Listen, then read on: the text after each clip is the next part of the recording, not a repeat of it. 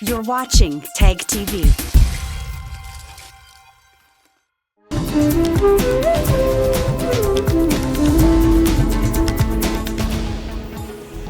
Hello and welcome to My India. I'm your host, Sarah Walsh. In an increasingly uncertain global order, sustaining strong diplomacy and seamless trade is more challenging than ever. Amid the evolving West Asia crisis, India's balanced and proactive approach is positioning it as a credible, stabilizing force. While strengthening ties with the West, New Delhi is also nurturing close relations with its neighbors to ensure regional stability and continuity. Amid ceasefire calls and ongoing discussions between the United States and Iran, India is treading with utmost care, balancing diplomacy and trade with precision. Reflecting this approach, Foreign Secretary Vikram Misri visited Washington, D.C. for key talks with senior U.S. officials. The discussions spanned trade, defense, technology, and key global developments, reaffirming the depth of India-U.S. ties and a shared vision for stronger cooperation. The U.S. has also indicated that it will soon host an Indian delegation in Washington, D.C., signaling a renewed push in bilateral trade as both sides move closer to finalizing a proposed agreement. So it was not a routine diplomatic visit. It was a meeting, I think, with deep questions and deep answers to which both countries are putting their emphasis on: cooperation in defense and technology and critical minerals. Especially India has signed on to the PAX Silica initiative also in December, I think, when India held the AI summit. The discussion would also have covered areas like the defense industrial base of India. Amid the evolving West Asia crisis, India, like many nations, faced challenges in importing crude oil through the Strait of Hormuz. Despite these risks, India continued to secure a significant share of its energy supplies via this route, supported by its balanced diplomacy and engagement with all sides. It has also welcomed ceasefire calls and renewed dialogue between the United States and Iran, underscoring its support for stability and uninterrupted global energy flows. We welcome the ceasefire reached and hope that it will lead to a lasting peace in West Asia. As we have continuously advocated earlier, de-escalation, dialogue and diplomacy are essential to bring an early end to the ongoing conflict. The conflict has already caused immense suffering to people and disrupted global energy supply and trade networks. We expect that unimpeded freedom of navigation and global flow of commerce would prevail through the Strait of Hormuz. On the regional front, India is steadily rebuilding momentum in neighborhood ties. Khalilur Rahman visited New Delhi for the first high-level engagement following the electoral victory of the Tariq Rahman-led government in Dhaka. He met External Affairs Minister Subramaniam Jaishankar, with both sides discussing key issues and agreeing to stay in close contact. The meeting signals a renewed diplomatic push, reflecting Bangladesh's effort to balance global ambitions with domestic priorities. I think high on Mr. Khalilur Rahman's agenda is his own candidacy for the presidency of the UNGA. That's number one. Number two, of course, they are interested in the energy relationship because they are facing a shortage of diesel. India has already given one very big tranche of diesel supply through the Friendship Pipeline that was built earlier during Prime Minister Sheikh Hasina's time. And now they're looking for more supplies from India. So that is something that they are very interested in. Relations with Bangladesh came under strain following political developments in Dhaka in 2024. However, recent signals from the new leadership, emphasizing mutual respect and shared interests, point to a gradual thaw in ties. From Washington, D.C. to West Asia and its neighborhood, India's diplomacy reflects strategic clarity and constructive engagement. reinforcing its role as a reliable global partner in uncertain times.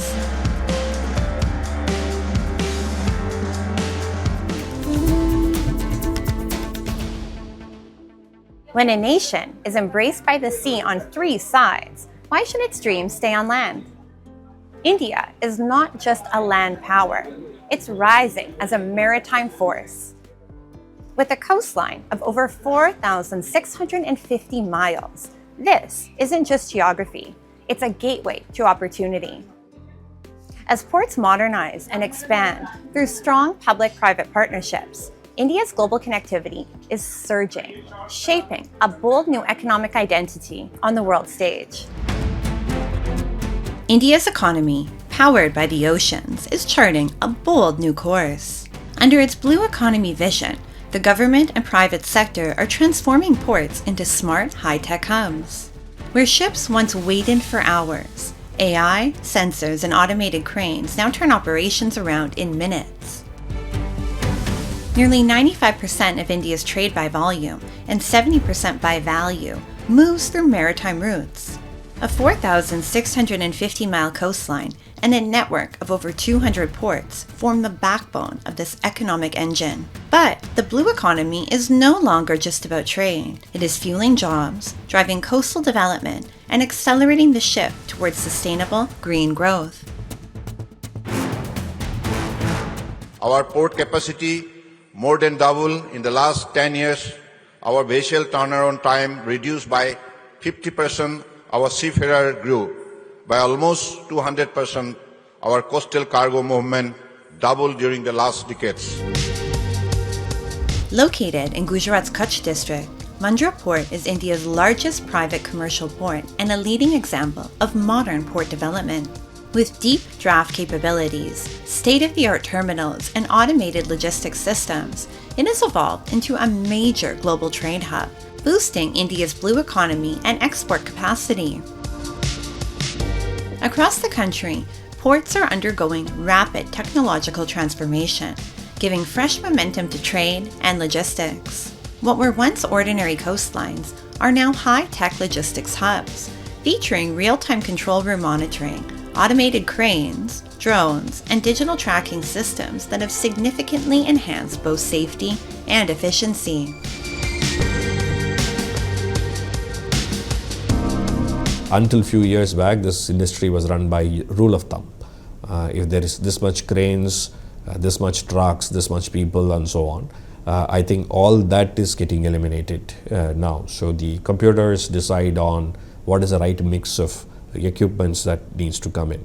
So that means that the person deciding also should have the knowledge of how to operate these things.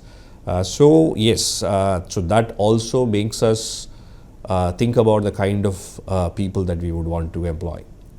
So younger people who are knowledgeable in some of these things, with some sort of experienced people. It's a balance that we have. But in the future, it will be a little more younger, and that is how it is going to be. Over the past decade, India's maritime sector has undergone a remarkable transformation. This is no longer just a story of ports. It's a story of rising economic connectivity and growing logistics power. Major ports have scaled up capacity and upgraded operations to global standards, accelerating domestic trade and strengthening India's position on the world stage. Today, ports are no longer just docking points. They are dynamic gateways of growth, anchoring India's journey towards becoming a leading maritime power. हमें 3 sources से information मिलती है जहाज़ के बारे में।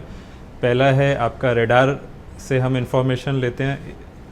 दूसरा हो गया ऑटोमेटिक आइडेंटिफिकेशन सिस्टम, जो कि हर शिप अपना एक आइडेंटिटी, अपना स्पीड, अपना डायरेक्शन, ये सारी इंफॉर्मेशन ट्रांसमिट करता है एक VHF फ्रीक्वेंसी बेस्ड डिवाइस के थ्रू, और वो इंफॉर्मेशन भी इसके ऊपर एक लेयर के रूप में दिखाई देती है। इसके अलावा तीसरा जो हमारा जरिया है, फिर हमारे CCTV कैमराज जो हैं वो भी इसके साथ इंटीग्रेटेड हैं, तो हम विजुअली भी ट्रैक कर सकते हैं वेसल्स को।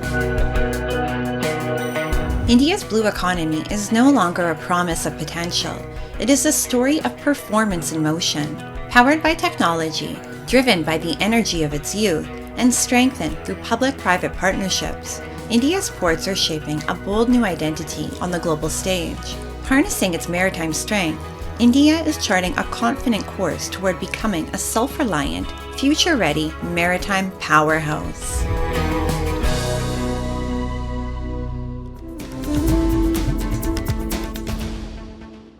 In Gujarat's Surat district near Kim, the centuries-old Hazrat Pir Makhdoom Shaheed Dargah, popularly known as the Bavan Gaj Ki Dargah, stands as a timeless symbol of faith and unity. Renowned for its remarkable 52-yard-long mazar, the shrine draws thousands of devotees from diverse communities. Visitors, regardless of religion, offer chadars, tie threads, and present symbolic offerings with deep reverence, embracing communal harmony. Rooted in spiritual inclusivity, the Dargah reflects India's Ganga Jamuni ethos, fostering peace, coexistence, and a shared sense of cultural belonging. Set near Kim in Gujarat, the revered Hazrat Pir Makhdoom Shaheed Dargah has over the years evolved into a shared spiritual space for people of all faiths. Its distinctive long mazar draws large gatherings where devotion transcends religious identities, creating a collective sense of belief, tradition, and cultural connection. हम 2-3 साल से आते हैं यहाँ पे। बाबा सब मन्नतें पूरी करते हैं, जो भी बुरी शक्ति होती है सब बाबा अपने आप चली जाती है। यहाँ पे आने से बाबा के दरगाह पे जो भी आता है वो खाली हाथ नहीं जाता है। At this revered shrine, devotion takes many forms, from offering green chadars to tying sacred threads and leaving symbolic tokens. People from different faiths come together with a common belief, seeking hope, healing, and blessings. The Dargah quietly nurtures an environment where traditions blend and faith becomes a shared experience. यहाँ कैसा भी काम लाओ आप, वो सब काम यहाँ पे पूरे होते हैं, सब मन्नतें यहाँ पे पूरी होती है। यहाँ हजारों की संख्या में भीड़ होती है हर जुमेरात के दिन। हिंदू, मुसलमान, सिख, ईसाई कौमी एकता के प्रतीक है ये दरगाह। यहाँ कोई भेदभाव नहीं है। Beyond its physical uniqueness, the Bavan Gaj Ki Dargah embodies the spirit of India's Ganga Jamuni culture. It serves as a living reminder that faith can unite rather than divide, carrying forward a powerful message of peace, coexistence, and communal harmony in today's world.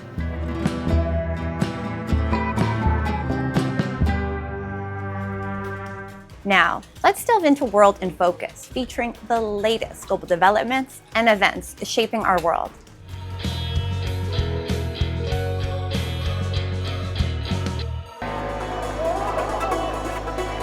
The streets of Trenčín lit up with color on April 10 as the city hosted its Light Arts Festival. Buildings, streets, and public spaces were turned into bright and creative displays, bringing people out to enjoy the night. Artists from around the world, including Japan, showcased their work. Some installations were fun and interactive, while others encouraged visitors to think and reflect. This is only the second year of the festival, but it is already attracting attention. Around 10,000 people attended last year, which is impressive for a city of about 55,000 residents. The event is helping attract more visitors and recognition. Located in northwestern Slovakia, Trenčín is known for its natural beauty and history. The festival is part of its growing cultural scene as it prepares to be one of the European Capitals of Culture 2026.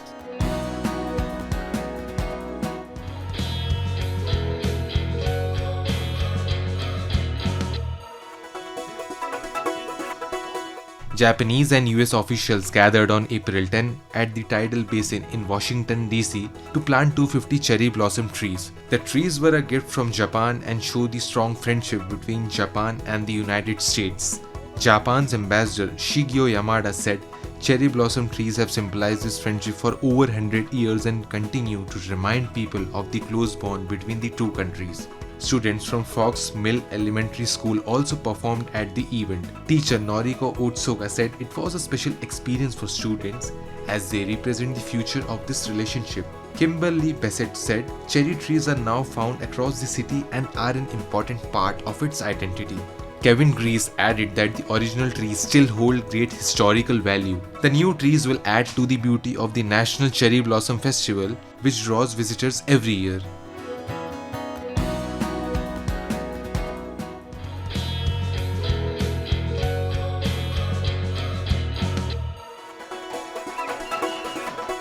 In a village in central Bangladesh, Hindu devotees cover their bodies with bright red paint during the annual Lal Kutch festival. Starting from their chest, they paint their arms and faces until they're completely red.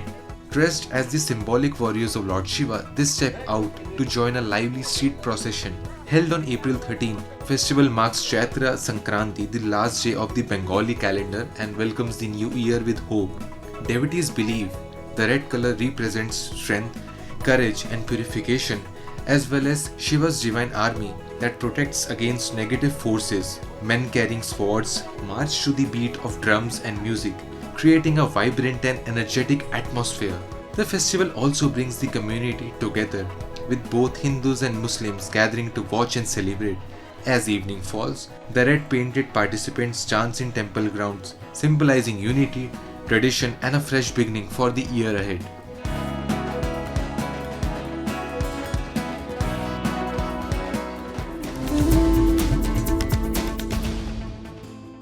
Forests are not just clusters of trees or habitats for wildlife, they're living, breathing ecosystems.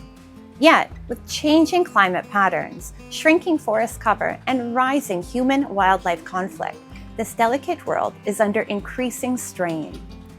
In response, young researchers across the country are stepping up with innovative studies to better understand and conserve wildlife.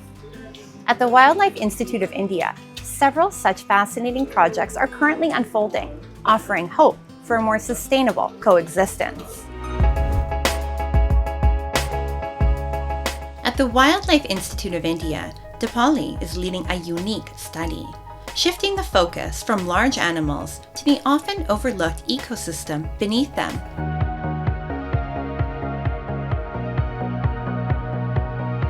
Her research explores vegetation, soil microbes, and soil fauna, tiny yet vital links of the forest. By studying these, she aims to understand how climate change impacts the ecosystem as a whole. For her, true wildlife conservation lies in understanding every small connection that keeps the forest alive.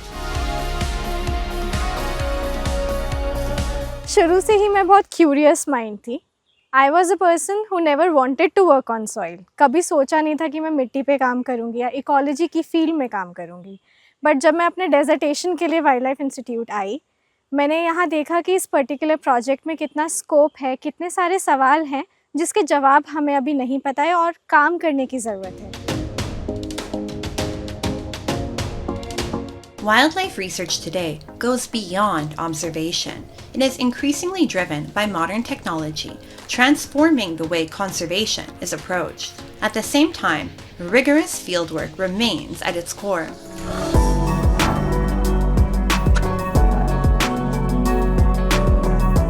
One such effort is led by wildlife biologist Chandra Pratap Singh, who is part of the All India Tiger Estimation. The study assesses tiger populations and their habitats across the country. To make this possible, researchers venture deep into forests, deploying camera traps, tracking animal signs, and continuously gathering critical field data, bringing science and ground action together for conservation. Field research में basically हमको जो areas हैं जहाँ पे tiger reserves है India में बहुत सारी जगह, तो हमें उन एरियाज़ में एक तो साइंस सर्वे भी करने होता है और जनरली वैसे फॉरेस्ट डिपार्टमेंट भी करता है, बट हम भी उनको जाके सुपरवाइज करते हैं. तो वहाँ पे हम साइंस सर्वे करते हैं और फिगर आउट करते हैं कि कौन सा एरिया है जहाँ पे स्पीसीज का एक्टिव प्रेजेंस हो सकता है बेस्ड ऑन पग मार्क्स और footprints.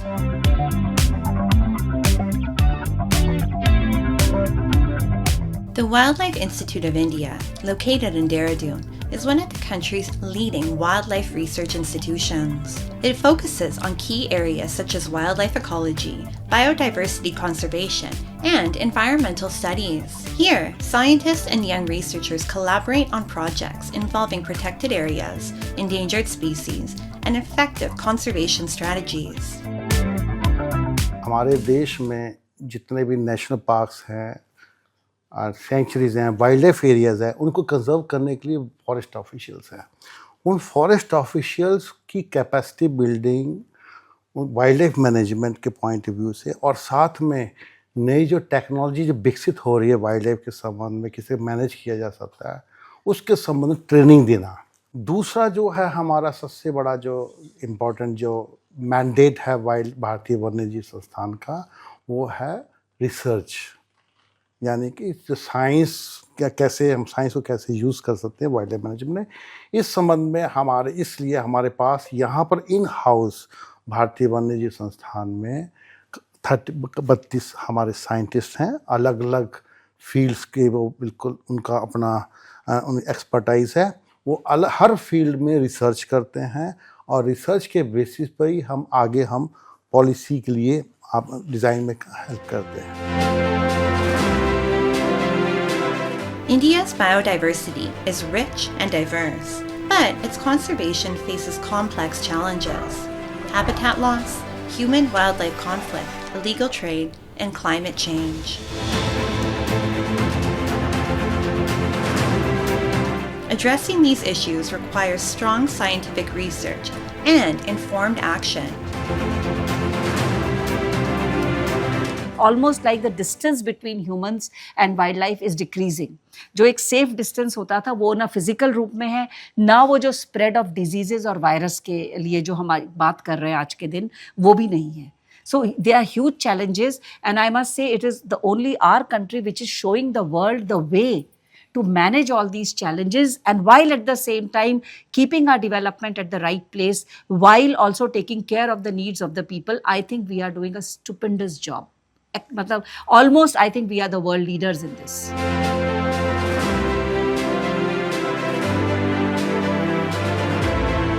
Preserving India's wildlife heritage is a significant responsibility, and young researchers in the field are working diligently to strengthen conservation efforts for the future.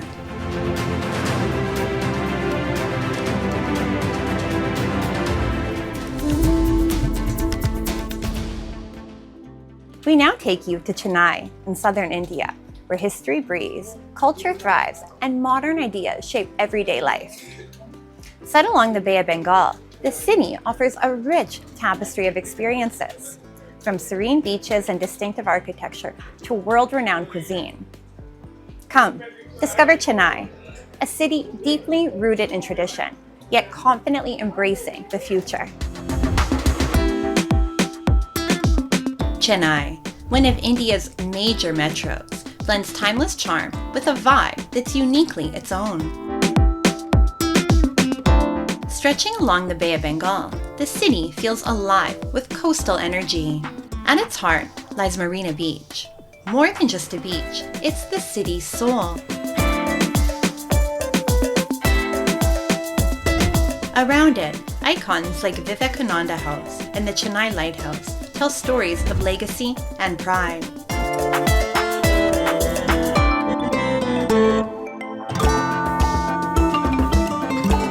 And just when you think you've seen it all, the buzzing street food scene pulls you in, serving flavors that are as bold and unforgettable as Chennai itself. This place is very peaceful. You can see everything here. You can see almost all the life of Chennai here. You can see around there are a lot of vendors doing their daily livelihoods here. There is a lot of these animals. There is a lot of these people who come here to refresh, to bath. You can see the groundmost reality of people here that you don't get to see in other popular landmarks. हम इसके बारे में बहुत ज़्यादा सुने थे और really में वाकई में आया तो उससे भी ज़्यादा खूबसूरत देखने के लिए मिल रहा है। और हम लोग पूरे फ्रेंड्स लोग आए हैं, बाद में भी हम अपने पेरेंट्स के साथ भी आ सकते हैं। और ये इंडिया का बहुत बड़ा अच्छा बीज है। As night falls, Marina Beach transforms into a whole new world. The sound of the waves, the glow of the lights, and the lively crowds create an atmosphere that is both calming and energizing. That's why Marina Beach remains a must-visit destination in Chennai, by day and by night. Marina is the second largest beach in the world. First one is Miami and this one is second one. And people every day, not only the festival days, all the days, they are coming, hundreds of people, thousands of people to visit this place, and they are enjoying their life by staying here. We have so many best places in Chennai, but when it comparatively to this place, this is something like a warm touch and a heart-touching one for the people who are staying in Chennai. And the one of the most important thing is this is actually completely free.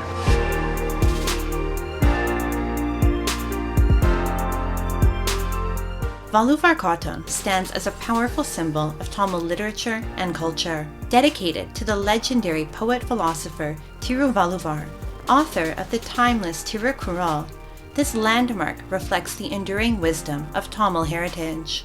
Built in traditional Dravidian style, its grand chariot-shaped structure houses a statue of Thiruvalluvar, celebrating literature, philosophy, and values that continue to inspire everyday life.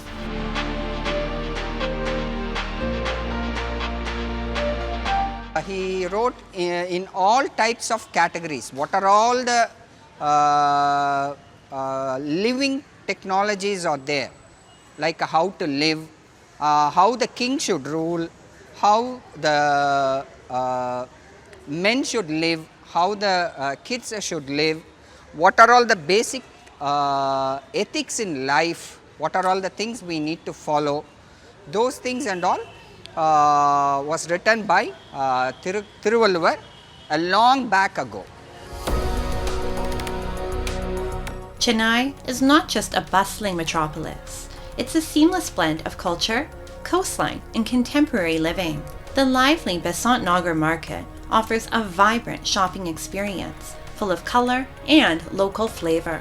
Just a short walk away, Elliott's Beach brings a sense of calm, offering a peaceful escape from the city's fast pace. Nearby, the historic Anai Velankani Church stands as a symbol of faith, history, and architectural beauty. It is this effortless blend of tradition and modernity that makes Chennai one of India's most vibrant and distinctive cities.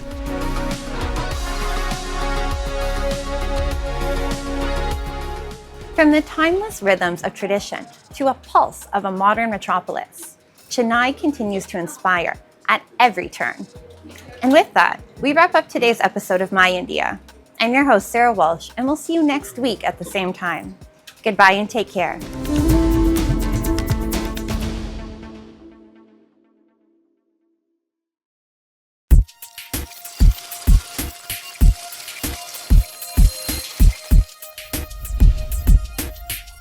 You're watching TAG TV.